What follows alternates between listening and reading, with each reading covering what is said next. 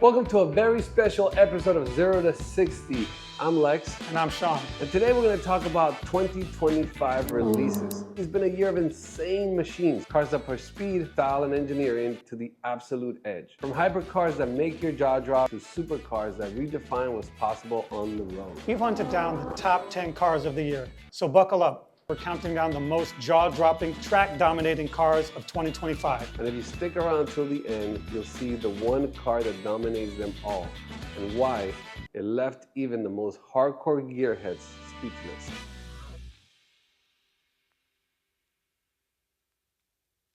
To kick us off, we have the Maserati MC20 Cielo. We got real creative with the name because what better name for a drop top than Cielo? You want to look at the sky, okay? But we love this car because it shows you where Maserati wants to go. Exactly. This isn't Maserati chasing Nürburgring records or headline numbers. Feels more like they're trying to reclaim credibility. It has the same Natuno twin-turbo V6 as the coupe, 621 horsepower, but now it's open top with that insane glass roof.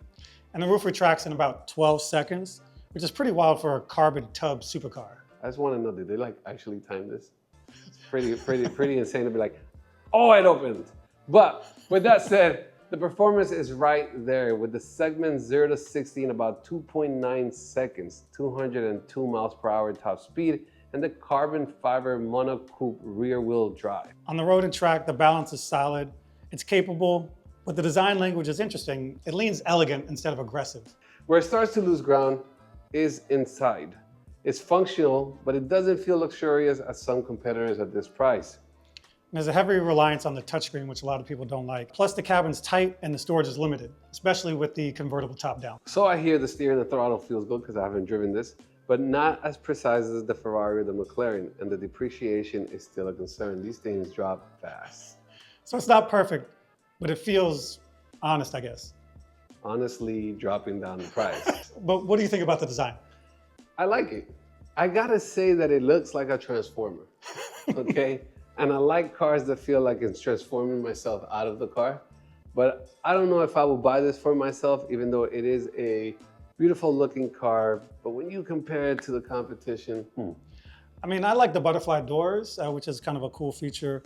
And I also like the fact that it's a little bit of an understated supercar. So I would throw it in my register. Now I have a question for you. Is it true that the Maserati is a cheap Ferrari?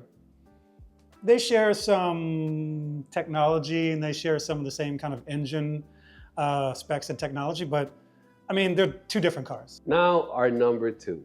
The Chevrolet Corvette ZR1. Now let's swing hard in the opposite direction with this Corvette. This is America saying, let's push it to the absolute edge. I can hear Trump saying that. Yeah. It's so great. 5.5 liter twin turbo like you've never seen before. A 1,064 horsepower rear wheel drive.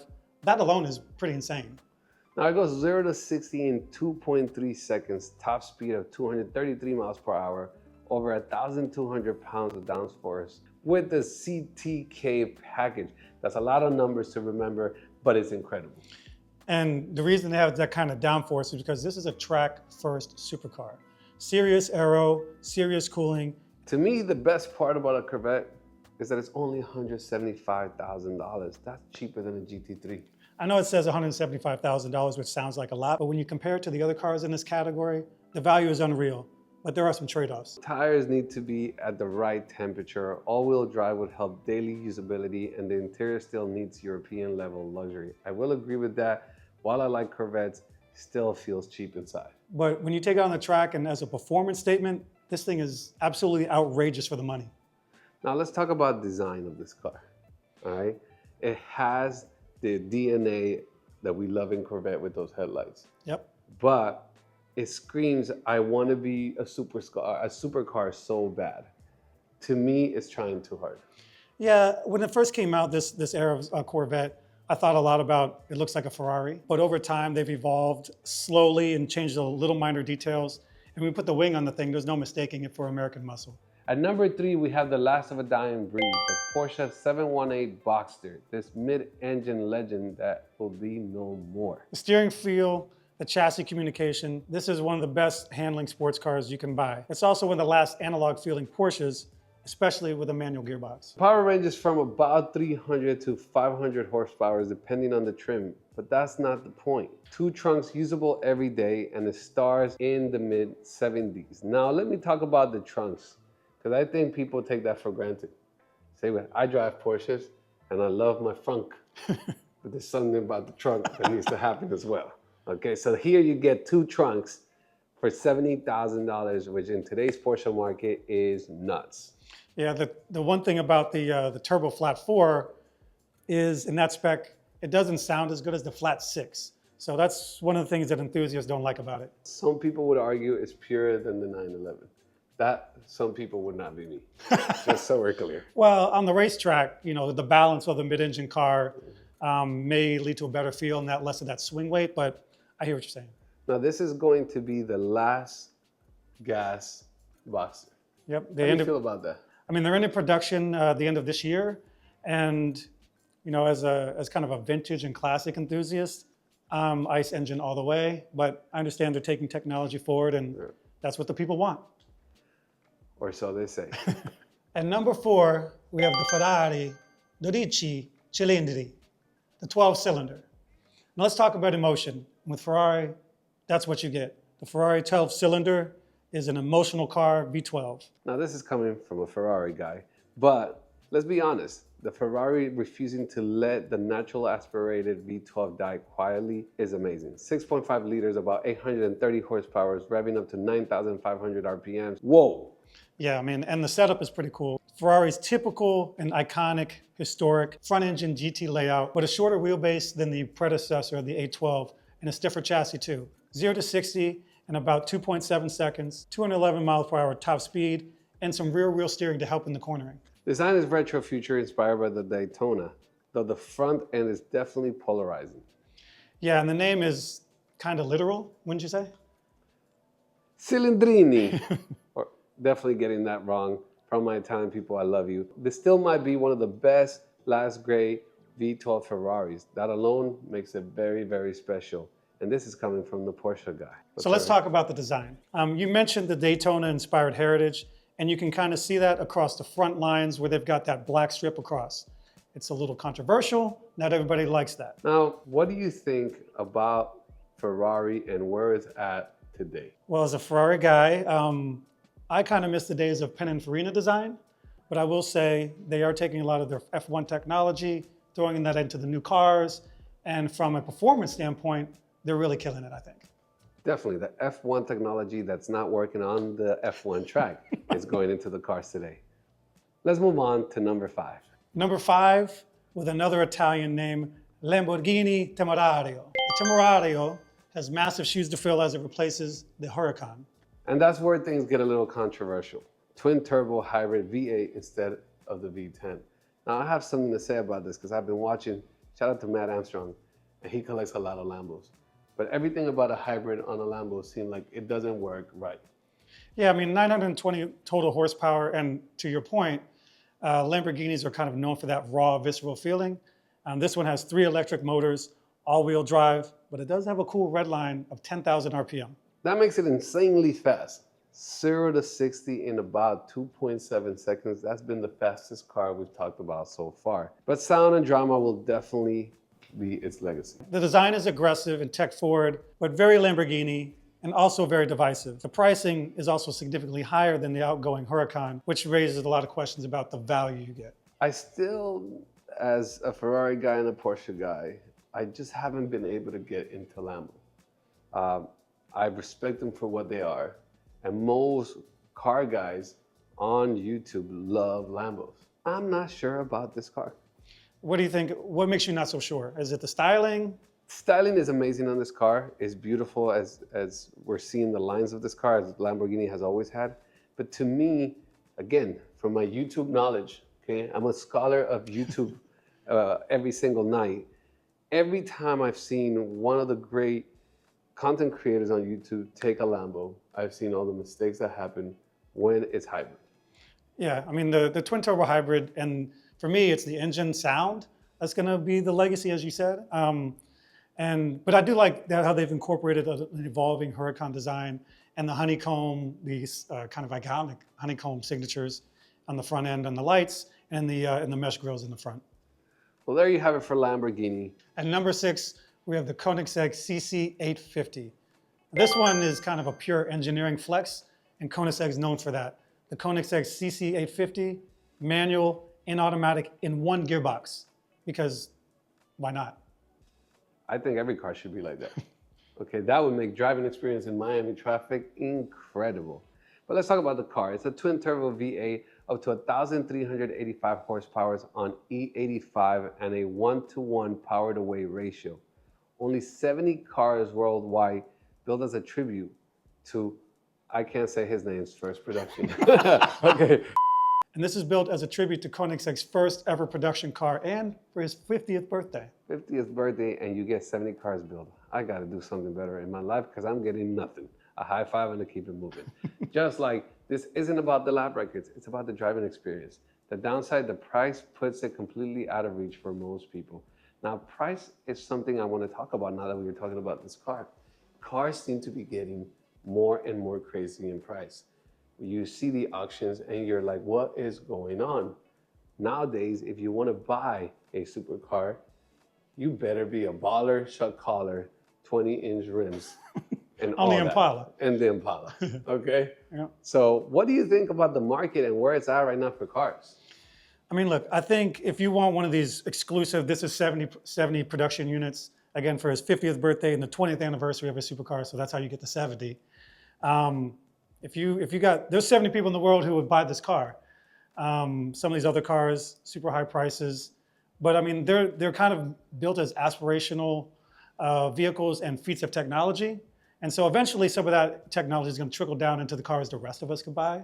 So I appreciate the exercise, even if I can't appreciate the car in person. I will say something. Back in the day when supercars were built, they were built to race. They were tested in the track. They won championships, and that's why you bought them. Today's world, everybody's building supercars. They test it on the track by themselves to beat some records, put it on the marketing package. There's no racing pedigree. Yeah. To me, I just want to buy a supercar that has some racing pedigree. Something that tells me not only can this car do all the amazing things it was designed for, it could do it while it's being competitive against other cars. Well, I think that's probably going to take us to our next one on the list. Let's bring it back to reality a little bit, okay? Let's bring it down, okay? Because we were going a little expensive over here. People are going to think we're just rich out here. And we are hardworking men in today's America. So we're going to bring it back to reality with the Toyota GR Supra. It has a BMW platform with a Toyota Soul and one of the last affordable enthusiast cars. Yeah, it comes equipped with a turbo inline 6, which makes around 382 horsepower. It has a manual or automatic, and it comes in rear-wheel drive like a true enthusiast would want.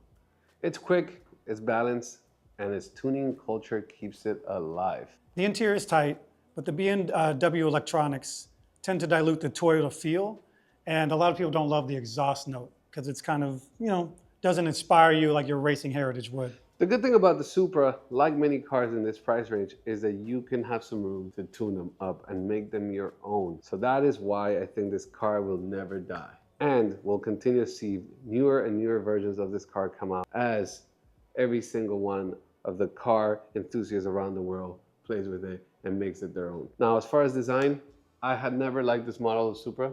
Okay. I'll just keep it honest. I'm the hater on the show today. I just neighborhood hater. But I still think Toyota makes incredible cars, and I think the Supra is legendary for a reason. Yeah, I mean, I think it is iconic, but to your point, there are some flaws in the design. I mean, the interior is very enthusiast-inspired, meaning it's tight and cramped, like a cockpit. It's a car that most people won't put on a track, so you are going to be driving it around, and you're going to have to feel that experience. The other thing that people don't love is like the safety, the tech, like parking sensors and backup cameras. Some of that stuff is optional when it should be standard in today's cars. Now, moving on to number 8 is the Aston Martin Vantage S. For those of you that love British cars and want to play to be 007, this is the car for you. It's old school in the best way. An AMG twin-turbo V8, about 670 horsepower and rear-wheel drive. It's also nice because the sharper chassis tuning inspires more confidence at speed and has a louder personality. The visual changes are subtle and there's no manual gearbox, but it provides a lot of beauty and it prioritizes that over the numbers. One of the things I love about Vantages is that it's a great everyday car while looking incredible. And the fact that Aston Martin continues to have the most beautiful lines, other than Porsche, I'm sorry, Ferrari, other than Porsche, the one thing that is concerning always is the price drop once you get it out of the dealership. Yeah, I mean, if you can leave that aside, but on the design, as you said, styling aside, on the outside, you've got those haunches. That's what I hear from enthusiasts all the time. You look at the back end, the way the fenders are flared and those tires are sitting wide, but inside it's so elegant. I mean, I know you've seen the interiors of some of these Aston Martins, the custom interiors. Beautiful. Insane. Beautiful. The Alcantara, the leather, touch fixtures. The British do the interior quality better than almost any other manufacturer. I agree. Shout out to the Brits and shout out to 007. At number 9, we have the Ferrari 849 Testarossa. Ferrari's bringing back the Testarossa, and using that name is a little bit of a bold statement. With this car, you get a hybrid V8 over 1,050 horsepower combined, and this is going to be replacing the SF90. Oh, that's a rough one. How do you feel about that? I mean, I think the SF90 looks better than the 849, but maybe it'll grow on me. That was one of the cars on my list. If I get a Ferrari, little SF90, see my. Okay. Now it'll be pre-owned. Now it'll be pre-owned, but it'll still have sharper suspensions, better aero, and insane precision. And if you look at the photos that you're seeing, the design is polarizing, but the performance is undeniable. And I think the reason the design is so polarizing is because they use the name Testarossa. And everybody's looking at the car's reincarnation of the 80s and 90s icon from Miami Vice. But it doesn't look anything like that. It does use Ferrari's more modern design language, as you can see from the strip across the front. It does have those wide air intakes, which I guess channel the iconic Testarossa, but it's a polarizing design. I miss the vintage look. Again, it uses the new design lines, which I respect, but to replace the SF90, ouch, stretch. It has a lot of cool tech, but most people are going to buy a car based on, I love the look of this car. Yeah. I saw that. I've been dreaming about it. I'm going to go in and buy it. I don't know if it's the same as the SF90, as you said. I agree. And last but definitely not least is number 10, the McLaren W1. Finally, the McLaren W1, the successor to the P1 and the older F1 from McLaren. Two iconic cars that they've released in different time periods. This car comes with 1,250 horsepower combined, active aero, and 2,200 pounds of downforce. Rear-wheel drive, hydraulic steering, fixed seats, and it's purely focused on getting you fast. Yeah, I mean, one of the things people love about this car is that McLaren is known for their engineering prowess and their precision and not messing around with all these extra things just for no reason, for no purpose. It's all about making the car faster and more efficient. It's not very emotional, it's extremely capable, and it's about $2 million. What do you think about the look of the car? I've always loved McLaren looks. They haven't been as reliable, and people complain about that for McLaren. But as far as I went to the factory, I got to see how the cars get made. I got to see the factory. And Woking, right? Yeah, and I got to really experience everything that McLaren has. First of all, they have one of the best looking manufacturing in the world. And that's why it keeps being used for TV and all these other things. And second, the car, the W1 looks like a McLaren is supposed to look. It screams McLaren in every great way, and it looks fast without moving, which is incredible for this car and for people who love McLaren. Now, for me, on the looks, I don't love McLarens typically, but this one reminded me a lot of the F1, like a modernized version of that car, which I love. And this one definitely speaks to me, and it's my favorite one on this list. Well, there you have it, our top 10 cars of 2025. And I can't wait to see what comes out 2026 and see what kind of cars we're going to be buying or hoping that we're going to buy one day. But that's Wild One. These cars, we're not trying to do the same things. They're very different, all different prices. And yes, we chose a lot of supercars, but you had a Ferrari and a Porsche guy. What did you want? You want Toyota and Chevrolet? That's a different channel. I'm sorry. 0 to 60, baby. We threw two of those in there, but we did. Just the raciest ones that they have. Now, Sean, to end the video, you could pick any of the top 10 cars we spoke about today. What will you pick? Well, I think I'd go with the W1, but realistically, since there's only 399 of them made, I'd probably go with the Ferrari 12 cilindri, the 12-cylinder. So I'm going to follow you on that and go against my own like and pleasure, and I'm going to go with the Lamborghini Temerario. Ah, very So good. there you have it. We're about to go eat some pasta. Have a wonderful, happy holidays. Make sure to like, comment, subscribe, And get ready, because 2026, we're about to experience things a lot different as we take on the race world, the motorsports world, and most importantly, ourselves. 0 to 60, peace.